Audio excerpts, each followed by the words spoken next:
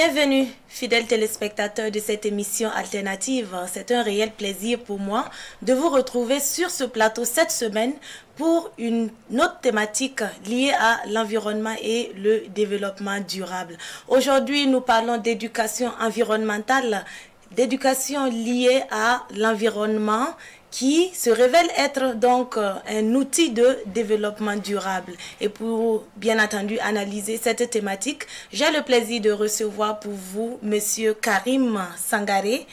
À ma droite, il est chef de service à la direction de la promotion de l'éducation environnementale et de l'éco-citoyenneté au ministère de l'Environnement, de l'économie verte et du changement climatique. Bienvenue.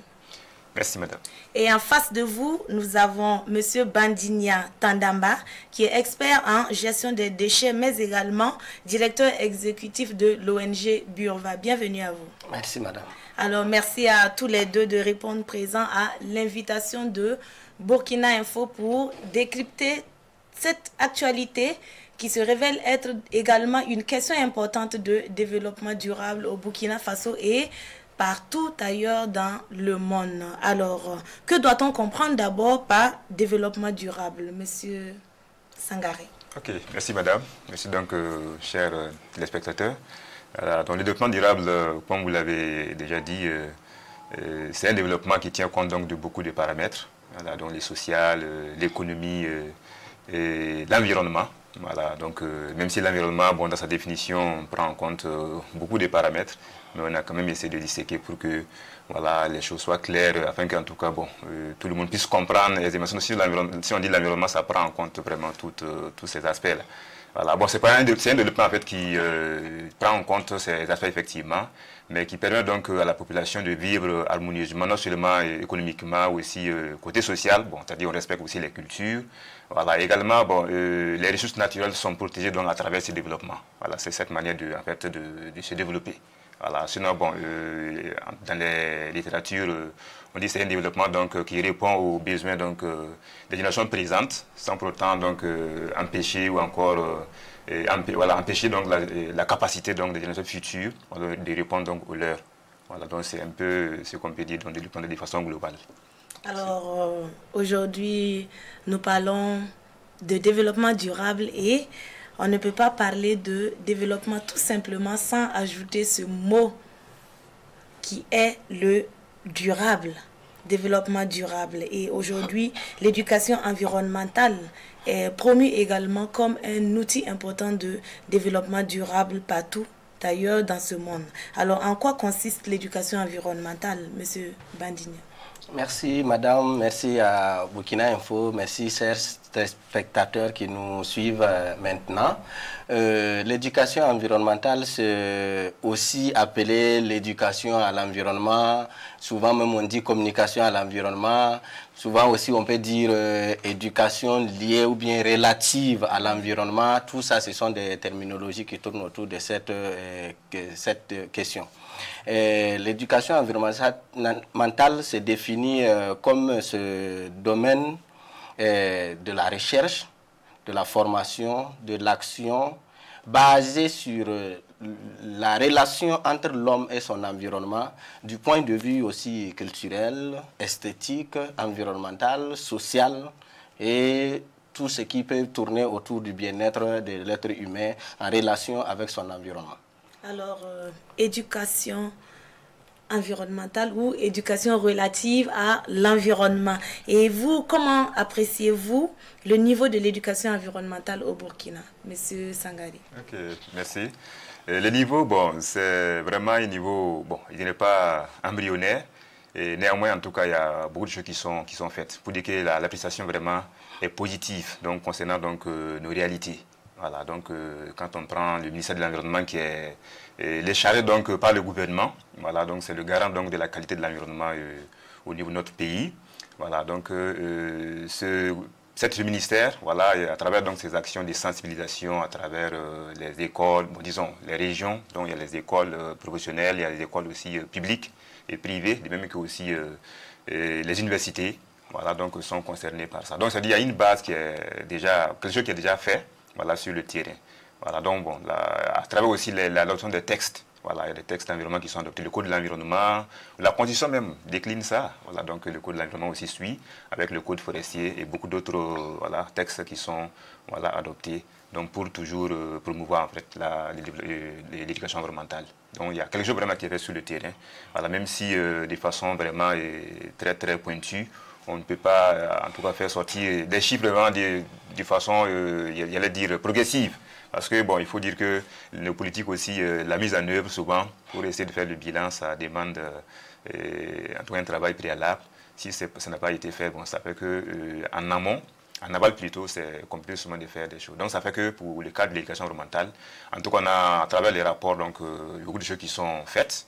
Voilà, mais en tout cas on est en train de voir comment effectivement renforcer la gouvernance et tout ce qui rentre donc dans ce cadre-là, pour qu'en tout cas on puisse voilà, sortir vraiment des chiffres plus exacts et encore aller de l'avant donc pour améliorer la situation. Vraiment, il y a beaucoup de choses qui sont faites déjà sur le terrain.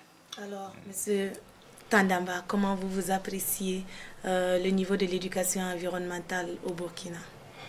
Oui, surtout à mon niveau, c'est comme ce que M. Sangaré vient de dire. Il y a beaucoup de choses qui sont déjà faites, mais il reste aussi encore à faire. Parce qu'il a bien précisé qu'il y a des préalables. Et il y a aussi que des contraintes du point de vue peut-être démarche méthodologique, pédagogique et du point de vue aussi ressources. Parce qu'on a remarqué, parce que dans notre ONG aussi, on a un mécanisme de contenu pédagogique qu'on déroule au profit des élèves. Mais il revient qu'à causer avec les enseignants, ils disent que non, on les a, c'est-à-dire imposé les outils de l'éducation environnementale. Il y avait une partie dans les curricula, mais avec ce que le ministère de l'Environnement a fait et le ministère de l'Éducation à travers le financement, je pense que ça devrait être Zika ou quoi. Oui. Donc la mise en œuvre effective causait un certain nombre de problèmes. Parce qu'ils n'ont pas pris en compte l'intégralité de tout l'outil qui a été mis à leur disposition pour ce qui concerne l'éducation environnementale. Ils ont une partie, mais tout l'outil n'a pas été exploité, si je peux m'exprimer ainsi. Alors, dans l'éducation environnementale, il y a le mot classique éducation qui consiste à inculquer des valeurs à une personne. Alors aujourd'hui, quand on parle d'éducation environnementale, quelles sont les différentes dimensions que nous devons cerner? Est-ce que l'éducation environnementale concerne uniquement les scolaires ou quelles sont les différentes dimensions que nous devons cerner, Monsieur Sangaré? Merci, Madame. Effectivement, bon, il y a beaucoup de dimensions. Je ne peux pas dire que toutes les dimensions, parce que quand on dit éducation environnementale, vous avez même dit l'éducation. Donc c'est en fait une formation depuis la base, donc pour continuer donc voilà dans le futur. Voilà, donc ça veut dire que bon, tout le monde est concerné. Voilà, donc c'est pas seulement les scolaires ou les étudiants, même les professionnels. Bon, tout le monde est concerné. Même en famille, bon, ceux même qui sont pas en milieu rural comme en zone urbaine, voilà, ils sont concernés par en fait cette éducation environnementale là. Maintenant, c'est le canal qu'il faut différencier, voilà, qu'il faut diversifier donc afin donc de faire passer le message. Et dans votre programme, est-ce que vous prenez en compte toutes ces dimensions? Oui, plus ou moins, puisque comme je disais au préalable, bon, il y a un manque de financement. Je pense que par la suite, il y a des questions qui vont... Je peux ajouter là-bas aussi, notamment les dimensions que vous venez d'évoquer. Oui. On a l'habitude de le dire dans nos différentes communications, que l'éducation environnementale n'a pas de frontières, n'a pas d'âge, ni de classe sociale. Aujourd'hui, le changement de comportement touche tout le monde. Parce que quand vous allez regarder la question des déchets, vous allez voir qu'une vieille personne qui est née en campagne n'aura pas le même réflexe que celui qui est né en ville. Parce que la gestion des déchets au niveau campagne, c'est carrément différent. Il n'y a pas trop de plastique. Donc, il y a ce qu'on appelle à mourer, tempourer, là où on part jeter. On n'a pas besoin de poubelles en campagne. Okay. Voilà, donc l'éducation environnementale concerne tout le monde. Il n'y a pas d'âge, il n'y a pas de classe sociale, il n'y a pas de limite, il n'y a pas même de diplôme, il n'y a rien. On doit éduquer tout le monde aujourd'hui. Mais maintenant, dans notre communication, moi, je dis toujours à mes apprenants de ne jamais dire éducation environnementale quand on est en face des grandes personnes. On préfère utiliser communication environnementale. Puisque certains vont interpréter ça mal quand on parle d'éducation, parce que éduquer, ça fait appel aux enfants, c'est comme si, voilà, on a l'habitude de dire que c'est pas bien, voilà.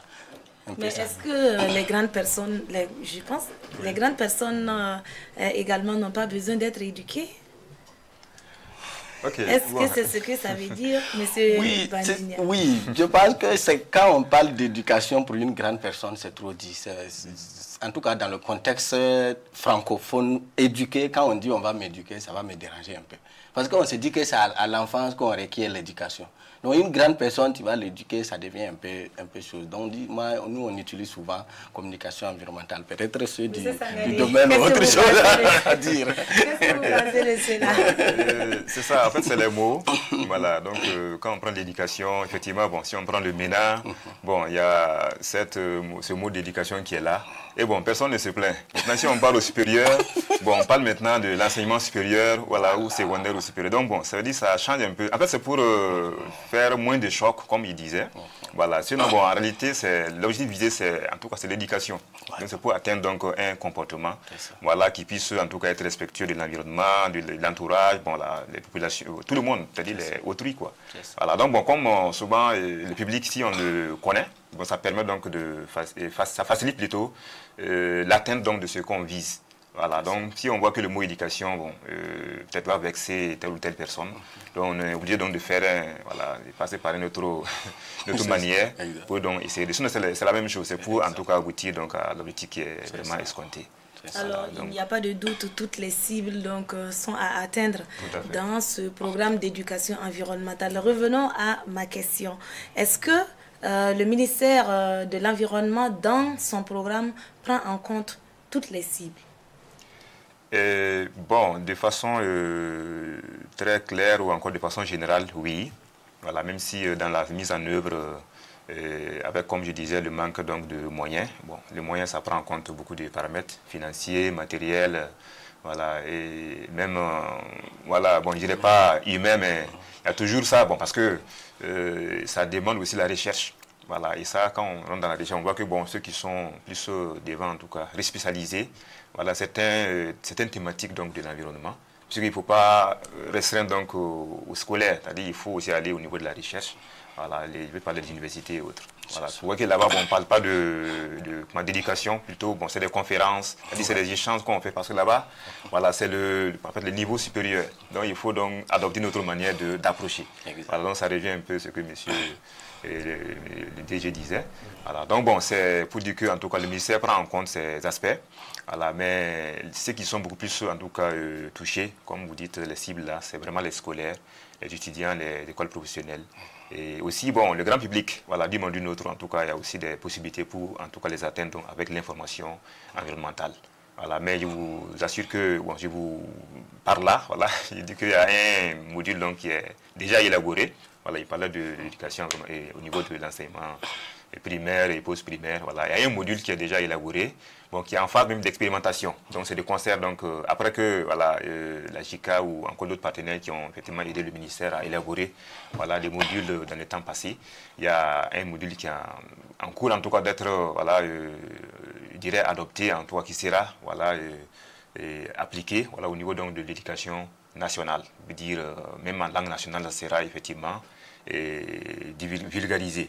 Voilà, nous sommes en tout cas à la phase d'expérimentation et c'est à travers donc l'ARED+, qui est une stratégie ou une approche donc de réduction, comme on entend parler de ça. Donc c'est la réduction donc des émissions dues à la déforestation et la dégradation des forêts. Donc c'est en fait ce partenaire là vraiment, c'est le ministère, hein, voilà, mais ils sont avec la Banque mondiale et ils ont ce soutien là. Donc à travers donc comment dirais-je, cette structure et puis bon nous à la DGPE, on essaie donc de mener ce module là pour que en tout cas voilà, on puisse avoir quelque chose au niveau des écoles du MENA, donc, et pour en tout cas atteindre l'objectif. Sinon, bon, on avait aussi avec l'enseignement supérieur, comme on parle de recherche, ils sont aussi impliqués, pour que en tout cas tous les aspects puissent être pris en compte, pour que ça ne soit pas en tout cas mis en cause voilà, donc à l'étape supérieure. Alors, pour beaucoup de programmes, il y a la limite financière qui n'est pas à négliger et qui est déplorée à chaque fois. Est-ce que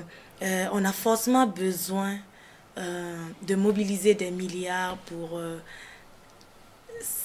des petits gestes en matière d'environnement à adopter en matière d'environnement, Monsieur Bandinia? Ok, merci.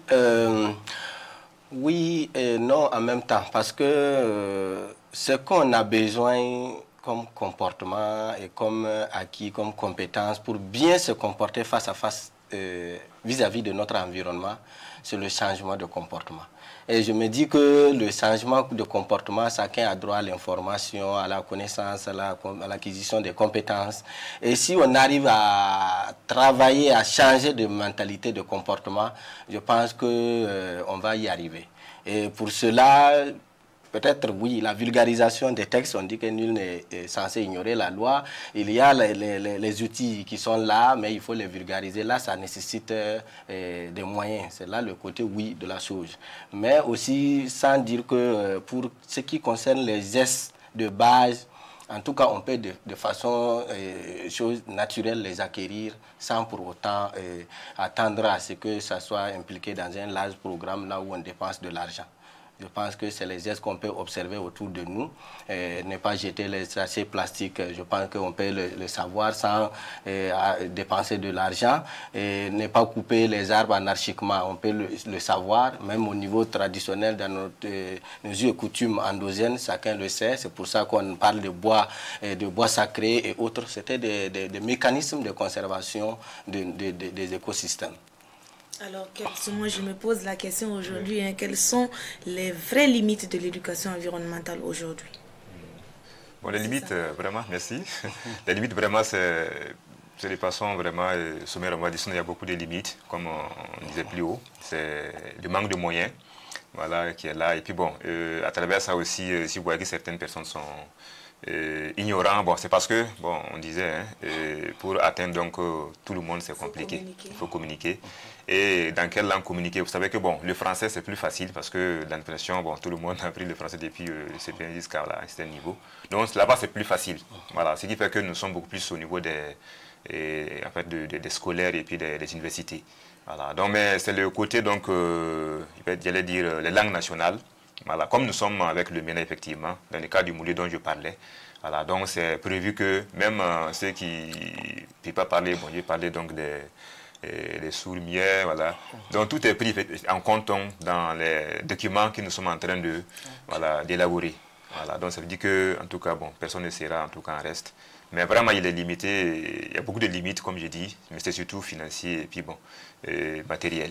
Et quelle est votre collaboration avec la société civile? Parce que nous savons qu'en la matière, il y a pas mal d'organisations de la société civile qui s'investissent au quotidien dans la communication, dans l'information pour le changement de comportement. Comment vous travaillez avec ces personnes pour pouvoir capitaliser les acquis? Ok, merci. Effectivement, on travaille beaucoup avec eux. Comme vous le savez, bien sûr que le ministère de l'Environnement, c'est le garant de la qualité de l'environnement, MDI, voilà, c'est ça.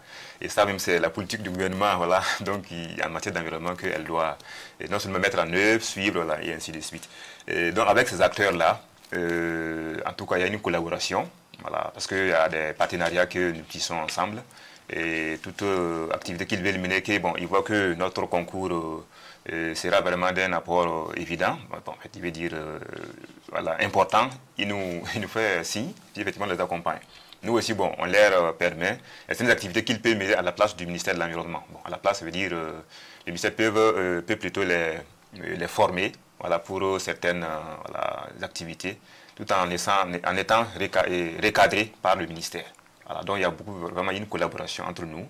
Et que, en tout cas, bon, dans nos bases de données, en tout cas, on a des centaines voilà, d'associations et d'ONG avec qui on travaille. Même dans l'élaboration de nos politiques et stratégies, voilà, donc on les invite pour que, comme ils sont beaucoup plus avec le citoyen lambda, avec le public, voilà, nous sommes, soit on n'arrive pas jusqu'à, en tout cas, au dernier, j'allais dire, donc, de la population. Donc, comme ils sont effectivement au niveau des quartiers, voilà, ils ont certaines réalités que nous, on n'a pas. Donc, la collaboration vraiment n'est pas à négliger, c'est vraiment à saluer. Donc, on les invite donc pour l'élaboration d'une politique, d'une stratégie. Voilà, dont je parlais, ils sont effectivement associés. Voilà. Monsieur Bandigna, est-ce que Tandamba plutôt, est-ce que l'heure n'est pas à aller en consortium pour mettre les petits plats dans les grands, au lieu de s'asseoir et à attendre des financements, de gros financements, venant de l'extérieur surtout? Est-ce que l'heure n'est pas à aller en consortium entre structures pour pouvoir véritablement relever le défi? Oui, il le faut. parce que il y a souvent qu'on dit non, c'est mieux de vous mettre ensemble, non seulement pour aller beaucoup plus efficacement et sûrement, mais aussi pour éviter ce qu'on appelle les doublons dans l'exécution des projets et programmes. Les doublons, ça veut dire quoi? Une ONG, une association ou un ministère est en train de mener la même activité à quelque part ou a déjà mené, et vous aussi vous venez encore avec la même activité. Donc finalement, ça n'a pas de sens, alors que si c'était coordonné, on pouvait réaffecter l'activité ailleurs, là où ça sera beaucoup plus important et porter beaucoup plus de fruits. Donc dans ce sens que je pense que de nos jours, quand on se met ensemble, on devient plus fort et là, on pourra encore impacter, au lieu chaque fois, comme ce que vous venez de dire, d'attendre les financements de l'extérieur. Donc, sans rentrer dans ces détails, vous savez que les autres aussi qui nous financent, ça ne vient pas, ils ne ramassent pas. C'est des bonnes volontés qui cotisent et pour venir exécuter des programmes et projets ici. Je pense qu'il est temps aujourd'hui pour impulser et prendre notre destin en main, comme on a l'habitude de le dire. Il faut que quand même on ait des initiatives propres à nous et en tout cas pilotées par nous-mêmes à travers nos propres ressources et les moyens que nous avons par devers nous. Alors l'heure donc est à la responsabilité de tout un chacun et le ministère répond présent, je suppose. Oui, c'est ça. Et si le ministère nous parle aujourd'hui de problèmes financiers, qu'est-ce qui ne va pas? Est-ce que, vu l'ampleur du défi, la taille du défi actuel en matière d'environnement et de développement durable, est-ce que l'État burkinabé lui-même ne peut pas revoir la part accordée à la question environnementale pour que le ministère puisse être assez autonome en matière donc de mise en œuvre de certains projets? Très rapidement, parce que nous tirons vers la fin de l'émission. Ok, sinon, vous dites vrai, c'est effectivement ce problème financier. Bon, soutien financier. Bon, il faut aussi savoir que bon, l'État ne peut pas, vu le problème d'environnement, bon, c'est pas seulement... Nous, on peut peut-être être voilà, éco-citoyens, on fait bien nos jeux, mais les problèmes d'environnement peuvent venir d'ailleurs, comme le cas des changements climatiques. C'est-à-dire, bon, si ce n'est pas bien géré ailleurs, les conséquences peuvent venir à notre niveau. Donc, ça veut dire que cette prise de conscience doit être collective, individuelle et collective. Voilà, donc ça veut dire qu'au Burkina, bon, même si on est pour l'environnement, c'est-à-dire nos comportements sont pour l'environnement, et si ailleurs ça ne va pas, ça va nous impacter. C'est-à-dire que ça demande donc un changement de comportement, et ça demande vraiment de la patience. Et bon, pour le faire changer, vous savez que l'éducation, bon, pour arriver à un certain niveau, il faut vraiment dépenser. Donc ça s'explique aussi par ça en fait. Voilà, donc si vous voyez que l'État injecte et puis bon, de l'argent et puis aussi les partenaires financiers injectent, mais les résultats ne sont pas ce que nous attendons. D'abord, il y a un problème de prise de conscience, donc on revient chaque fois pratiquement sur les mêmes choses. Voilà. Alors qu'on ne peut pas aussi laisser ces choses et puis évoluer.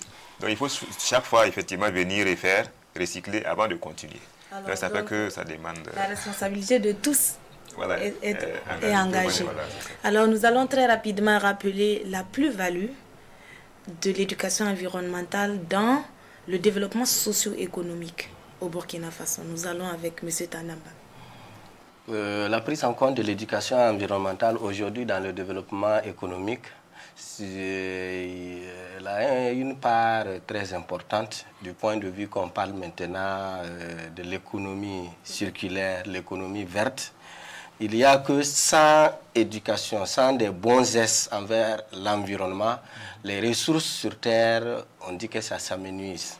Du moment où on est en train de surpeupler énormément la terre, donc avec toute l'industrialisation et les activités de production qui en suivent, il y a qu'aujourd'hui, il faut obligatoirement adopter les bons gestes qu'on appelle les éco-gestes et autres, et des bonnes pratiques vis-à-vis de tout ce que nous faisons pour répondre à nos besoins, mais aussi penser dans le sens que les ressources ne sont pas indéfinies, les ressources sont limitées, comme dit les économes. En quelques secondes, quel est votre appel? Ouais, mon appel pour cela est qu'il faudra qu'on mette l'accent. On l'avait bien dit que l'éducation environnementale n'avait pas de limite. Mais aujourd'hui, dans le contexte actuel, et compte tenu que ça fait appel au changement de comportement, je fais appel à tout le monde de mettre l'accent sur les tout-petits. Parce qu'ils apprennent facilement. Bien entendu. Et ils changent le comportement facilement. Nous vous coupons la parole parce que nous sommes à la fin de cette émission. Pour permettre à M. Sangaré de lancer un appel, si possible. Ok, bon, vraiment c'est inviter tout un chacun pour faciliter cette prise de conscience. Parce qu'il y a des gens aussi qui sont réticents.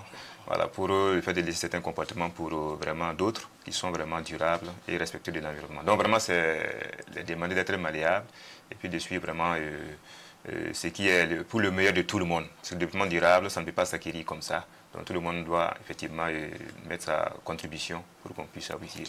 Voilà. Alors, merci à M. Karim Sangaré.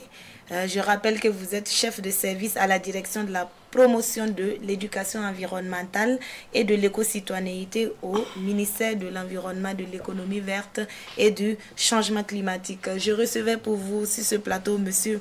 Bandigna Tandamba également, lui qui est expert en gestion des déchets et directeur exécutif de l'ONG Burva. Et il était question sur ce plateau de l'éducation à l'environnement qui se révèle être un outil de développement durable au Burkina et partout ailleurs dans le monde. Merci à vous, fidèles téléspectateurs de cette émission, de nous avoir suivis et je vous donne rendez-vous très prochainement pour un autre numéro de votre émission alternative. Plaise à Dieu. Au revoir.